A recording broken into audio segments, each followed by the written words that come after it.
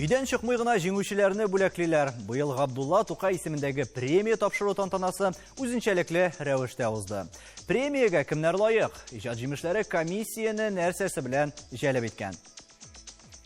Без бүген шулай ук онлайн режимда эшлибез, әңгәмәдәшләр Skype аша элемтәдә. Хәерле кич, исәнмесез? Эфирда Таяны нуктасы тапшыруы, студияда Алмаз Гафиятов. Хәерле кич, мөхтәрәм кунаклар. Монда инде безнең яңа гына әле Тукай премиясын алган һәм әлеге премияга лаек булган лауреатларыбыз да бар һәм Ринат Харисны да без сәламлибез, чөнки ул инде күптән алган булса да әлеге темада йөзе, әлеге теманы белә дигән кебек. Идрис әфәнде, Лерон әфәнде, сезне беренче ратта котлап китик әлеге премияны алу өчен. Менә ниндирәк хис-тойгылар кичерәсез икән, Лерон әфәнде, сездән башлыйк. Әлбәттә, шиенәшең инде. Her kim nindigine bölek bulmasın, bigirek de üzergen devletin tarafından verilgen en zor bölekke layık bulu, bir şeyindir atılan hal. Elbette bu şeyiniş, gelecekte tağında icatını aktiflaştırıp diveri gerekliginde işketçire. Min de şeyinip gelecekte devam ederge ümitlenip geleyim. Быел үзенчәлекле премия булды. Без дә беләбез, бик катлаулы чорлар хәзер өйдән дә чыгып булмый дип әйтерлек. Идрис әфәнде, менә мондай чорда, мондай вазгыятьтә әлеге премияны алу ниндидер үзгәрешләр кертте икән? Сез үзегез моны сиздегезме? Хәерле кич, хөрмәтле телевизор караучылар, хәерле кич, дуслар. Мин чынлапта бик шатмын, менә Лерон абый әйтеп китте. Чынлапта бик шатлыклы хәбәр, бик шатлыклы әйбер күренеш, үзеңнең эшләреңне менә шулай итеп дәүләт ягыннан, җәмәгатьчелек ягыннан зур бәя бирелү. Ул куандыра да, канатландыра да һәм киләчәктәге тормышларга, иҗатка өмет бирә һәм ут ялкынын тагы да кабандырып җибәрә. Инде менә бу чырларда бүгенге көндә әлбәттә авыр чырлар, ләкин без төшенкелеккә бирешми яши торган чырлар, шул вакытта да ул әйтик премияны кабул итү, аны алу, менә Skype ашамы, WhatsApp ашамы, телефоннар аша, һәрберсенең котлаулары, һәм шу тормыш гөрләп тора. Шул хәтле халык безнең менә шушы Тукай премиясын көтеп алган икән, кемнәр була икән дип кызыксыну көчле халыкта. Менә әгәр дә андый кызын ди булмаса, нинди генә авырлык булмасын, безнең халык бигрәк тә оптимист халык. Безнең халык чынлап та күтәренке күңел белән һәрбер яңалыкны, шатлыкны, үзенең шәхсән шатлыгы, үзенең яңалыгы, үзенең бәхете, уңышының уңышы итеп кабул итә. Ринат әфәнде, сез әлеге премияны алган идегез, Россия дәүләт премиясына да лаек булдыгыз. Һәм шулай ук быелгы менә Сөембикә операсын чыгарган коллектив сезнең әлеге хезмәттә шулай ук үзегезнең иҗат җимешегез дә бар. Менә ничегрәк уйлыйсыз, елдан-ел Тукай премиясының әһәмияте үсәме?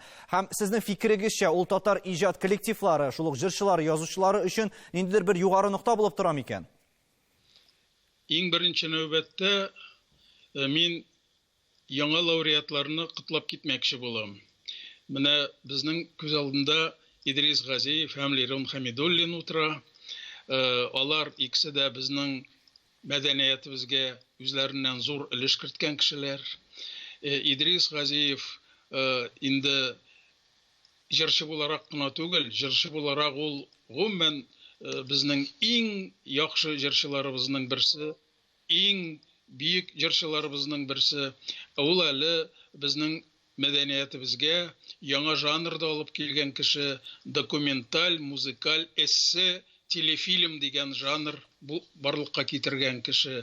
Алай гына да түгел, Идрис Газиев безнең борынгы җырчыларыбызны, революциягә хәтле булган җырчыларыбызны барлаган кеше, аларның мирасларын җыйган кеше. Менә татар 100 ел элек, 200 ел элек җырлаганмы, юкмы? Җырласа ничек җырлаган? Нинди җырлар җырлаган? Шуларга җавап биргән кеше. Бу җавап безнең өчен бик мөһим, чөнки җыр сәнгате дә бөтен башка сәнгатьләр кебек үк ул традицияларга таянып үсә. Дәрдемәнд мәсьәләсенә килгәндә, менә Лерон әфәнде, ул дәрдемәнд белән гомер буе шөгыльләнде. Аның әсәрләре байтак, ул йөрде, белде, аны ярата.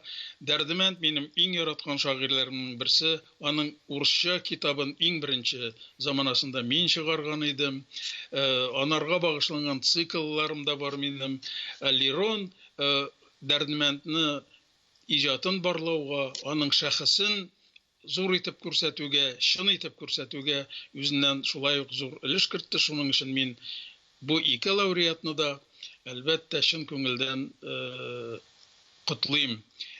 Тукай премиясына килгәндә, Тукай премиясе һәр вакыт безнең югары нокта булып тора. Без үрелергә тиеш, тартылырга тиеш, сикереп җитәргә тиеш аның югарылыгына. Соңгы вакытта әлбәттә без сикермичә дә ала башладык кайбер премияларны, әмма ләкин Тукай премиясе безнең өчен һәр вакыт иң югары нокта һәм безнең күңелне тартып тора торган илһам чыганагы. Әйе, без монда инде аерым иҗатлар турында сөйләшә башлаган идек. Лерон абый, менә әйтеп китегез әле. Дөрестән дә сезнең иҗатыгызда менә бу Дәрдемәнд факторы дип әйтик, Дәрдемәнд турында өйрәнүләрегез һәм хәзер генә алуыгыз премияны бәлки күпмедер дәрәҗәдә кәефегезне төшермәгән микән? Чөнки сез бик озак еллар бит инде менә бу иҗатка килдегез һәм бик озак еллар дәвамында туплаган мирасыгызны менә хәзер генә бәяләделәр. Сез моның белән килешәсезме? Әлбәттә, килешәм мин. Bu günkü hədli min qayberövlər kibək bik artıq talpınıb andı premiyalar ardından quvub yergən kişilərdən tügül deyip sanayım üzümdə. Dərtmənd bilən qızıqsına başlauım benim Orskiga işkə bilgiləngeç. Əli Dərtmənd isimi bizning ədəbiyyat meydanına çıxmayan vaxtda Dərtməndkə yaxın kişilər bilan tanışa başlamam benim Orski şırına 50-ci yıllar başına doğru kilə. Şul çırdan birli min Dərtmənd icadına bayışlı baytaq qına materiallar topladım. Onun pek yakın kişiler bilen, anıqları bilen de, kızı Zeynep Apa bilen de, çırıştım, tanıştım diyen gibi. Hem mene şundan sonra mene Dərtməndkə bağışlanan kitaplarının birisi, Dərtmənd, üçüncü kitaplarının birisi. Mene bu kitapta da bu təqdim edilgen kitap, komisiyaya təqdim edilgen kitap, Buranlı tində deyib atıla. Bunda benim başqa şəxslərə bağışlanğan povestlarım da var, hikayələrim də toplanğan, oçarıqlarım da var. Həm üçüncü kitap təqdim edildi komisiyaga. Mənə Rus tilində çıxan kitab indi bu. Həm şulay uq bizimizdən görünükli şəxslərə bağışlanğan dokumental povestlarım həm Qayber hikayelerim şu kitapka kirgen, üçsillerim kirgen. Mənə mında indi onlardan isim rəsmləri də görünüb durur. Mında kitaplardan görüngənçə sizin konkurentlarının bir günə mümkünlüğü də bulmağın axırı bu yıl sizə qarşı tururğa. Onun üçün ayta almayım. Bizden bir yettik yazıcılar soyuzuna təqdim edilgen komisiyaga, yazıcılar birligine təqdim edilen komisiyada bir 15'ləb ne var idi, dəqvaşçı var idi. Elbette her kimden öz icatı, öz mümkünlüğü, onun kimlerdendir romanları, povestları, köpten çığa, benim endi kübrek dokumental eserler. Hem şunu gösterip gittim, bana bu kitap komisiyaga takdim edilmese de ona gösterildi. Bu indi Rus hem Tatar tilinde Jigü'nün 70 yıllığına çıkarılgan kitaplarının birisi. Ona biz Ulan Bulat bilen birge, tarihçi Ulan Bulat bilen birge. Bu yıl әле ул 75 yıllıkta tağın da aktualirəktір әлеге kitap. Әйе, Лерон әфәнде, рекламаға киткәнче Идрис абыйдан да сорап китик әле. Идрис әфәнде, менә шулай сезнең хакта Ринат әфәнде дә әйтеп китте. Шулай җыр белән генә түгел, менә эстрада, сәхнә дип әйтик инде, һәм халык җырларını башкару гына түгел. Сез әле аларның тарихын да өйрәнәсез. Шулай сезнең диссертация темасында ялгышмасам, нәкъ менә әлеге тарих, җыр тарихы, халык җыры тарихы, фольклор белән бәйләнгән. Менә каян килә сездә менә бу кызыксыну һәм кайчаннан башладыгыз сез әлеге эшчәнлекне? Гомумән бу кызыксыну минем бала чактан музыкага мәхәббәтем килә. Музыка җырлау минем әтиянигә мин рәхмәтлемен. Бала чактан халык җырларын тыңлап, бала чактан бишек җырларын тыңлап, аннан инде әтинең тальянда, баянда уйнап, әнинең җырлау, менә алар шушылар калган инде шүпрәсен салганнар минем үземнең күңелемә дә, йөрәгемә дә, башыма да. Менә шуннан килә. Һәр вакытта да кызыклы булды миңа. Һәр вакытта да өйрәнергә ашкынып тордым. Инде халык җырларын үзем сәхнәдән башлагач, беренче чиратта әлбәттә безнең күз алдында бөек җырчыларның Рәшит Багапов, Илһам Шакировның иҗатлары, аларның җырларын җырлап үстек. Һәм тора-бара менә шушы кызыксыну алып килде. Чынлап та тарихка җырларның әйтик төрләре, аларның төрле структуралары, төзелешләре тикшерелгән, жанр ягыннан төрлеләр тикшерелгән. Менә аларны кем башкарган? Кем җырлаган соң ул җырларын дигән сорау һәр вакытта да борчып килде. Һәм менә шушы борчылулар, менә шул минем эзләнүләремә алып килде, диссертациягә алып килде. Шуның өчен ул диссертация барышында мин бик зур рәхмәтлемен. Казан дәүләт консерваториясының профессоры, сәнгать фәннәре әйтеген докторы Сайдашева Зинфира Нурмөхәммәд кызы, ул минем җитәкче булды.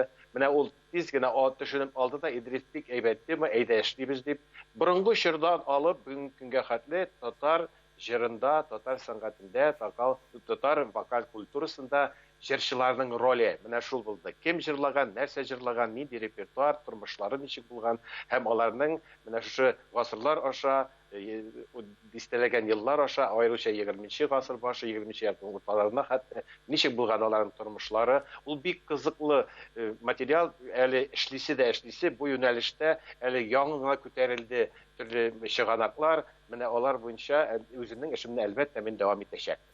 Кемнәр ала, язучылар, җырчылар, без бу хакта рекламадан соң сөйләшербез.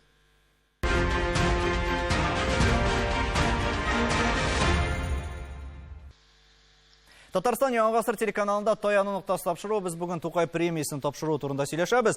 Ринат әфәнде, менә рекламага киткәнче шундырак сорак туган иде, кемнәргә күбрәк бирәләр икән? Моңа кадәр әгәр дә тарихка күз салсак, язучыларга дип күбрәк әйтәләр, җырчыларга сирәк очракта бирәләр. Мәсәлән, шулык менә быел Сөембикә операсын чыгарган коллективка бирделәр.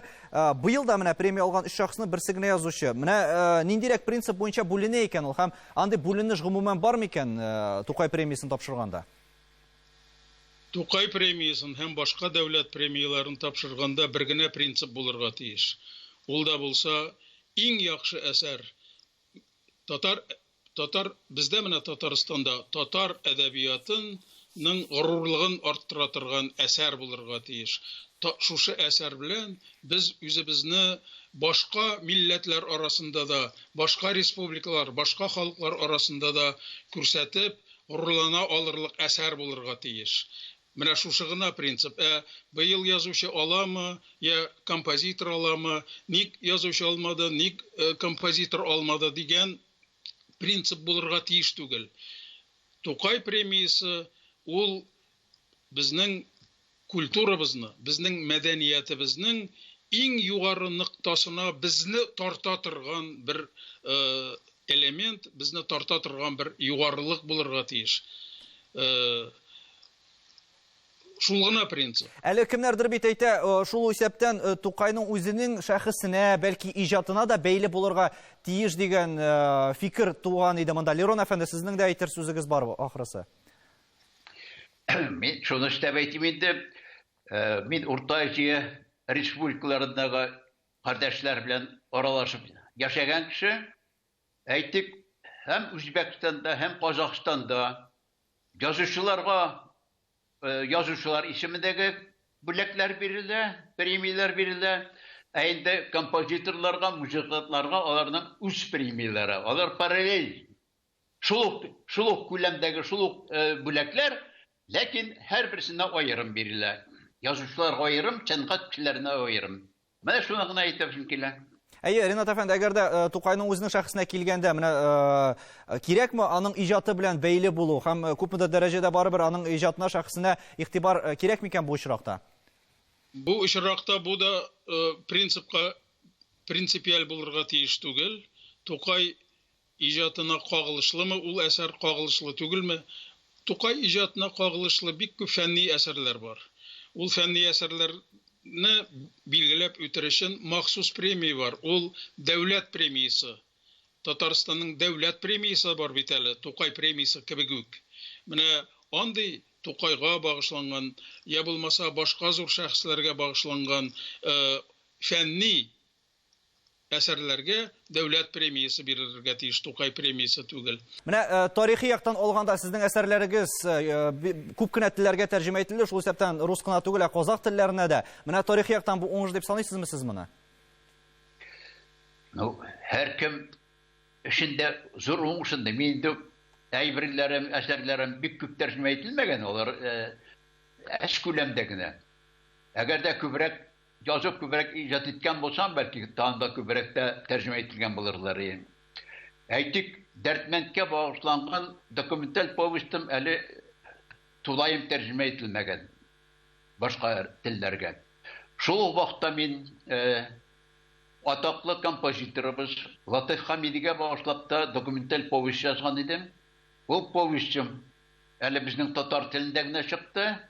Kileşekte kozak hem Üzbek dillerinde çıkarsam da uğurslu bulur idi bulayım. Çünkü Üzbekistan'da da yaşap gitken, şunda müzikal bilim algan, endi Kozak edebiyetin, Kozak müziksin, hem Tatar edebiyetin, Tatar müzikin birleştirip küp yıllar icat etken şahslarından birisi Latif abi Hamidi beydi. Менә шул киләчәк өметләр белән яшибез.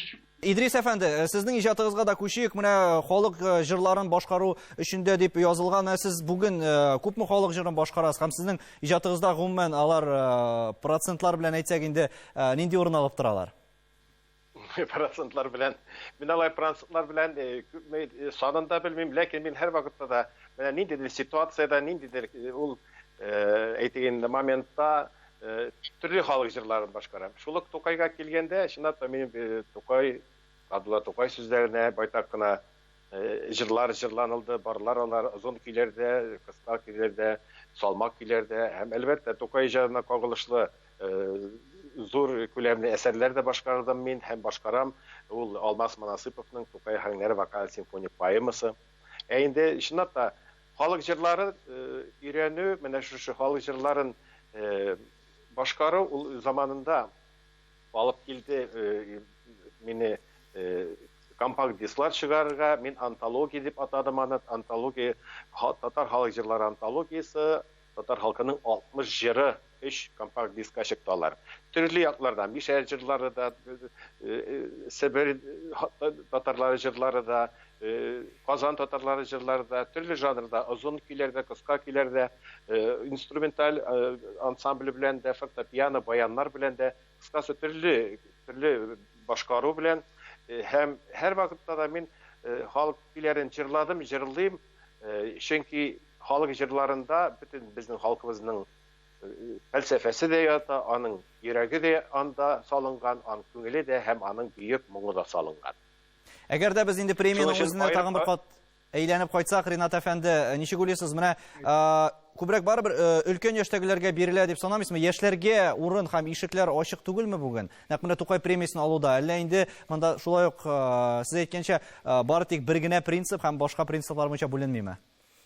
Фақат шушы бер генә принцип. Яшьләрме ул, картлармы ул, урыслармы, татарлармы, чуашлармы, алай түгел. Ә менә татар мәдәниятенә, әдәбиятына, сәнгатенә үзеннән зур өлеш керткән, аны үстерергә ярдәм иткән, аны пропагандаларга ярдәм иткән әсәрләргә бирелергә тиеш.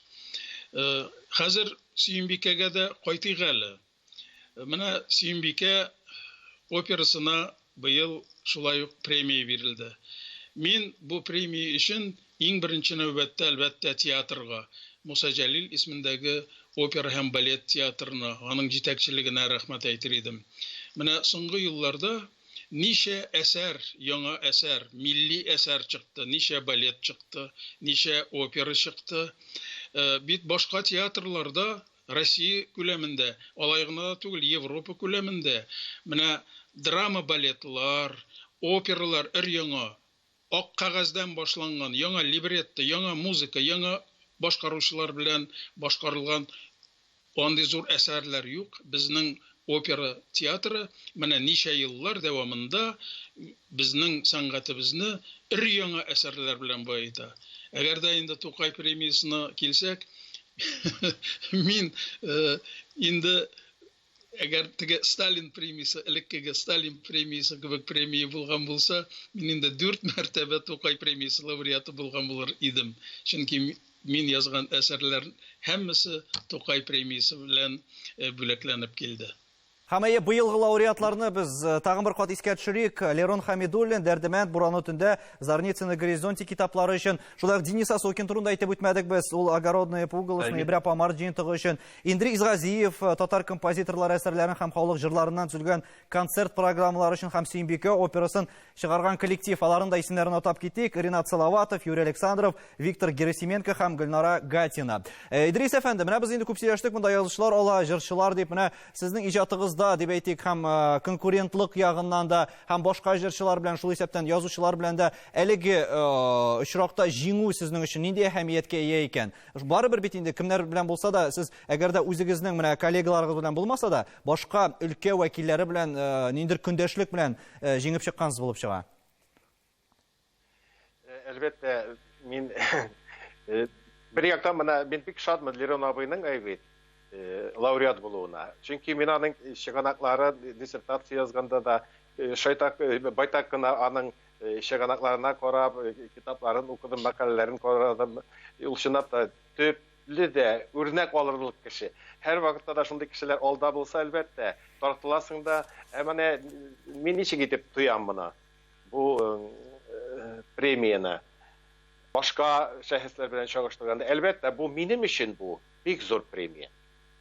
Чын мәгънәсендә. Чөнки бу безгә җырчыларга, музыка сәнгатенә, безнең тарихны, музыка тарихын өйрәнгән кешеләргә дәүләт ягына, җәмәгатьчелек ягыннан караган шундый матур күренеш, матур бер бәя. Мин чынлап та бик шатмын бу әйбергә, һәм менә лауреат булган барлык кешеләрне дә, барлык шәхесләрне дә чын күңелдән тәбрик итәм. Менә форсаттан файдаланып, мин икенче темага күчеп китим әле.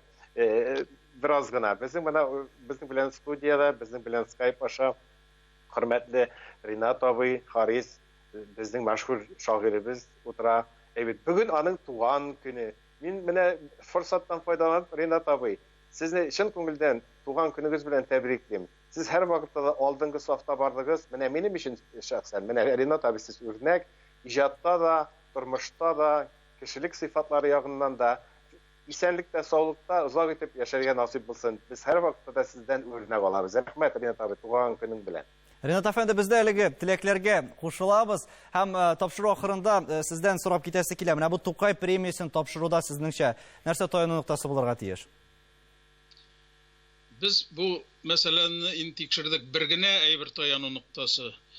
Иң яхшы, иң җитлеккән, югары сыйфатлы әсәрләр булырга тиеш. Менә шул сыйфатка таянсак, без бер кайчанда оттырмаячакбыз. Сыйфатны арттыру мәсьәләсе ул инде һәр язучының үзеннән килә. Бәяләү, менә шушындый Тукай комиссиясы кебек, я булмаса башка комиссиялар кебек комиссиялардан тора. Алар бик ныклап уйлап, бөтен татар әдәбиятын, татар халкын, аның язмышын күз аллап бәһа бирергә тиешләр. Барыгызга да бик зур рәхмәт, тагын бер кат. Һәр кайсыгызны да әлеге премия алу белән котлыйбыз һәм киләчәктә дә иҗади уңышлар теләп калабыз сезгә. Әлеге премия яңа үрләргә һәм яңа иҗади уңышларга ирешергә юл ачсын. Рәхмәт сезгә. Рәхмәт. Бу елгы Тукай премиясе лауреатлары билгеле сәбәпләр аркасында үзләренең премияләрен тантаналы рәвештә ала алмады, ләкин аның кыйммәте аңа карап кына кимемәсен дигән теләктә саубуллашабыз. Исәнлектә күрешергә язсын.